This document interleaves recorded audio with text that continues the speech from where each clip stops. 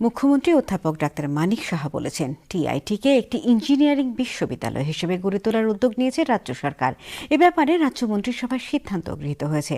আজ রাজধানীর Nazrul কলাক্ষেত্রে state engineers association ত্রিপুরার ৫৬তম বার্ষিক সাধারণ সম্মেলন ও সপ্তদশ দ্বিবার্ষিক সম্মেলনের উদ্বোধনী অনুষ্ঠানে তিনি কথা বলেন। মুখ্যমন্ত্রী ইঞ্জিনিয়ারদের দক্ষতা বৃদ্ধি এবং নিয়মিত প্রশিক্ষণের উপর জোর দেন। অনুষ্ঠানে সাংসদ রাজীব ভট্টাচার্য নতুন ত্রিপুরা গড়ার লক্ষ্যে মুখ্যমন্ত্রীর আহ্বানকে সার্থক করতে ইঞ্জিনিয়ারদের আরও বেশি দায়িত্ব নিয়ে এগিয়ে আসার আহ্বান জানান। অনুষ্ঠানে এছাড়া বক্তব্য রাখেন পূর্ত সচিব কিরণ গিত্তে।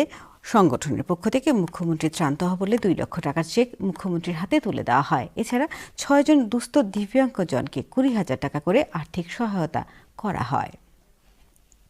তো সেখানে মনে হচ্ছিল দক্ষতা উন্নয়ন অনলি ফর লেবার পিপল, কিন্তু দক্ষতা কিন্তু সবার জন্য, সেই যে জায়গায় থাকুক, অর্থাৎ তার যে জায়গায় স্কিল আছে সেই স্কিলের আপগ্রেডেশন।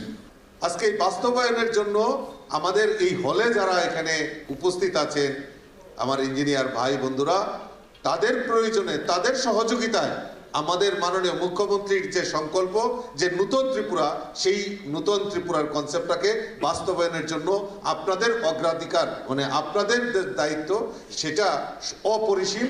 এবং আমি বিশ্বাস করি যে আপনারাও সেই দায়িত্ব এবং কর্তব্য আপনারা নিষ্ঠার সঙ্গে পালন করবেন।